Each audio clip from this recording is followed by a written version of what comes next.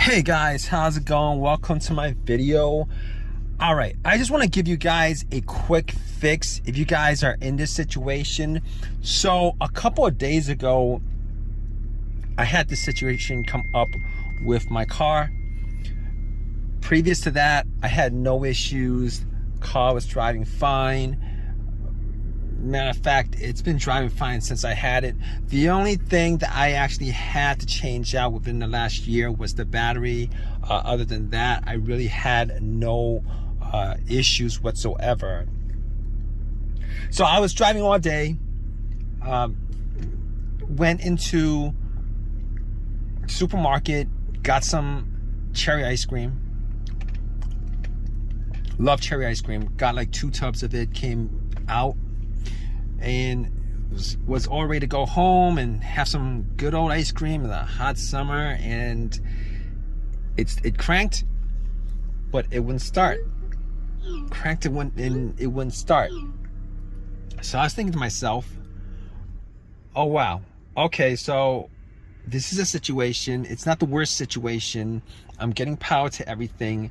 The AC wasn't working because the car wasn't turning on, but the blow motor was working. The radio worked. Everything worked, but it just would not turn. It would not run. It wouldn't run. It wouldn't run. So here's this situation. I'm stuck with 2 tubs of ice cream. It's like 95 degrees out, and I didn't want to waste ice cream. So I'm like, all right, let me just do see if I could do a quick fix on this. Hopefully it was a quick fix. Maybe some weird thing. So I just kept on cranking it. Kept on cranking it like 6, 7, 8 times, hoping that it would start. It wouldn't start. So I was like, okay, so this might be more of a serious situation, because I was trying to get into neutral and all the other gears and try starting in neutral, and it didn't work. So I was thinking to myself, okay, hopefully it's not something too bad, because there's no check engine light on the dash. Okay, there's no check engine light on the dash. I was hoping it wasn't too bad. So and I specifically caught that there was no check engine light on the dash. Didn't see any kind of red check engine light on the dash. So I was like, okay, all right, let's get to the battery and see if there's any issue with the battery, because it was changed out 6 months ago. Normally batteries last for 4 years, and it shouldn't go out within 6 months, within a year. So I was thinking to myself, hopefully it's something that's kind of simple. Maybe there's a little corrosion on the terminals. Maybe it wasn't tightened. Maybe there was some play on the terminal. So I was like, okay, got to the battery, and everything looked good. The terminal looked good. It was tight. I wiggled it. It wouldn't wiggle. As far as I could tell, there was no corrosion on the terminals whatsoever. And I did also make sure to check the negative line that went to the frame, make sure it's connected, make sure it's no corrosion, etc. And I was like, okay. Now I couldn't be 100% sure that it wasn't the battery.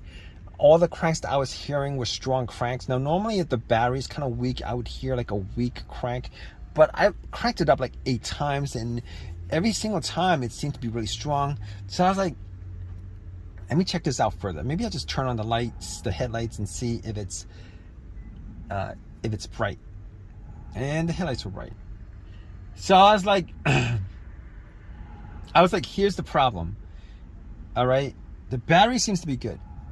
Now, obviously at this point, I'm thinking 99% sure it's not the battery, like 99% sure it's not the battery. But I was thinking to myself, what if it could be the battery?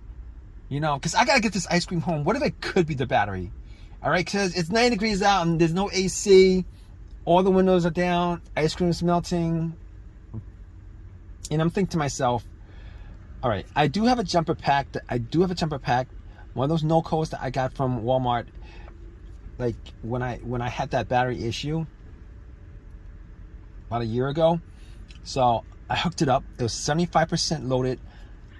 Turn on. Try to start the car. Same thing. Nothing. No. It was a crank. No start. Same strong crank. No start. So I at that point I ruled out the battery 100%. 100%. I ruled it out.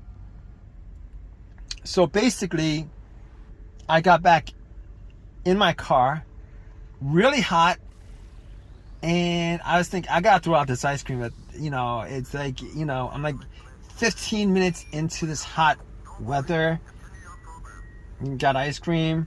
It's gonna be melted within like 40 minutes. That's what I was thinking, all right? It was pretty soft, you know. So I was like, maybe I should eat this ice cream.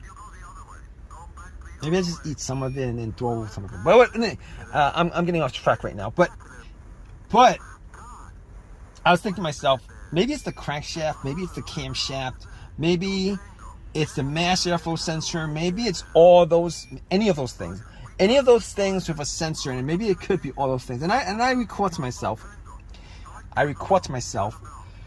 you know what? There was no check engine light. I remember looking at the dash. For whatever reason. You know, I remember looking at the dash and I didn't record a check engine light because I would have noticed it, all right? And if any of those components, the mass airflow sensor, the crankshaft, the camshaft, you know, the throttle position, if any of those sensors, any of those sensors had any issues whatsoever, for the most part, like 99% of the time, if any of those sensors has issues, there's a good chance, 99% of the time, that the check engine light will illuminate or at least blink. Now, I didn't have an OBD2 scanner on me to scan it all the way through, so I don't know that 100% for a fact, but I know that I could probably rule out most of those things. So at that point, I was like, I was sitting in my car. It was hot. I was thinking about calling AAA, and at that point, I was like, let me just eat some ice cream. I ate some ice cream. I filled my stomach up, trying to figure out what could be the cause of it. It could be a bunch of things, but I was going through the most obvious things that it could be. Could be, you know, after ruling out the battery, after ruling out all the sensors because there was no check engine light, I was thinking, here's what's left. All right, the fuel pump relay, the fuel filter. It's either not getting fuel or it's something electrical like a blown fuse or blown relay. Now, my next step was I went and checked the fuses and the relays. Now, all the fuses look good. I didn't have a fuse tester on me, but I looked at the fuse box just to make sure nothing looked like it was brownish or burnt or any of that nature, and none of it looked burnt. I didn't smell any kind of burnt coming from it. So I was like, maybe it's the fuel pump. It could be the fuel pump. Maybe it's the fuel pump relay. One of those things may have gone out. So I was thinking, I got back in my car. I actually tried to start my car, trying to listen to see whether there's priming at the fuel pump. Now, funny enough,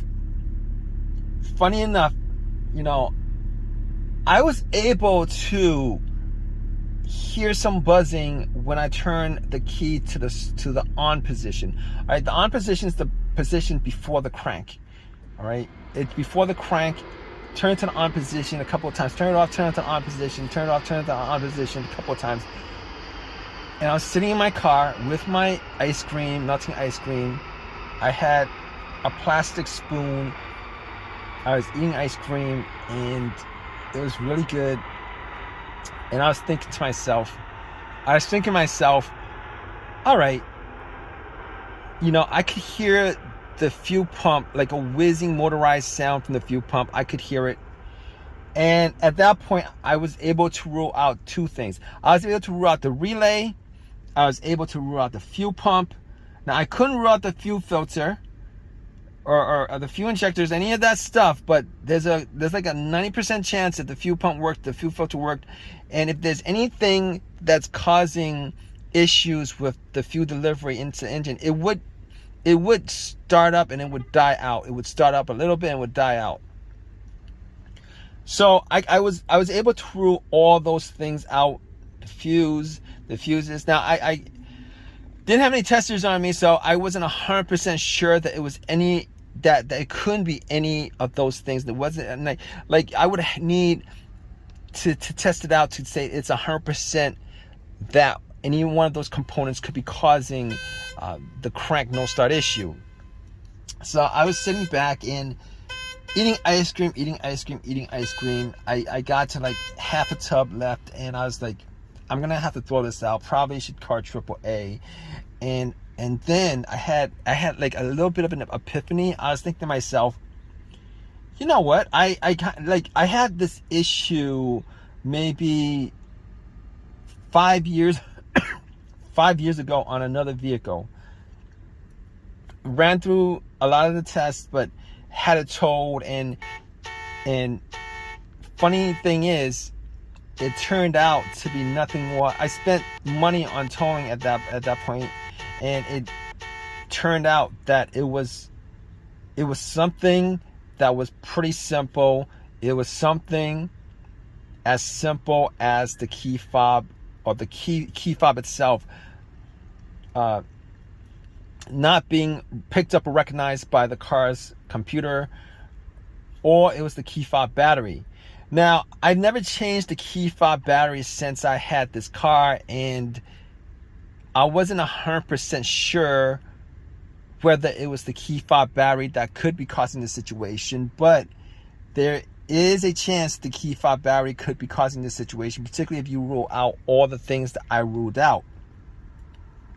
So at that point, I was thinking to myself, you know what?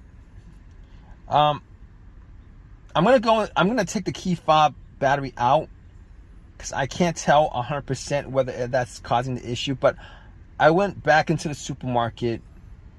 All right, I took the battery out of the key fob itself, the remote, got a battery, popped it in, and I was crossing my fingers that it was something as simple as that, because I had no issues with the vehicle previous to that, except for changing out the battery.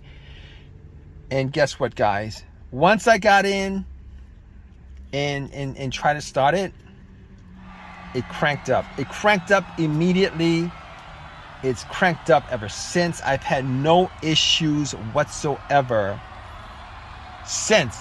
I've had no issues whatsoever since. It's as simple as that.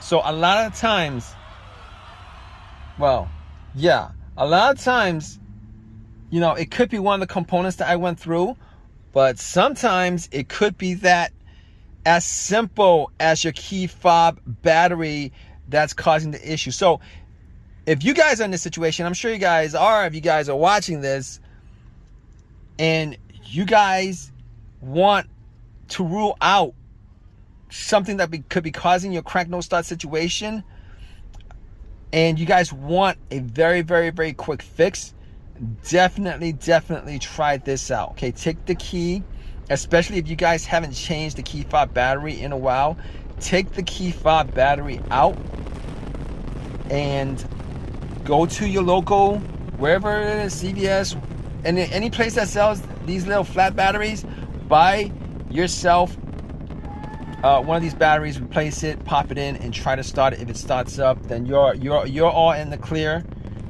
Now, obviously, if you guys are still having a crank no start situation, then that's another issue.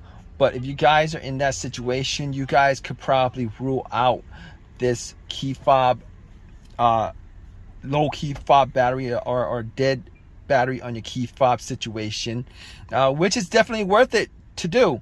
Because if you guys are in this situation where you guys are trying to troubleshoot issues, etc., this is probably one of the things that get to a lot of people, or get to most people, because when they come across this issue, they think that it's probably a component in the car that's causing it, and they won't actually go to other scenarios that might be causing it that has really nothing to do with the electrical or mechanical working of the car, but instead it's probably related to something that they wouldn't normally think or would be causing an issue like that. But anyway, I hope you guys have I hope this helps you guys out, if you guys are in this situation, and I hope you guys have this fixed. It's as simple as this.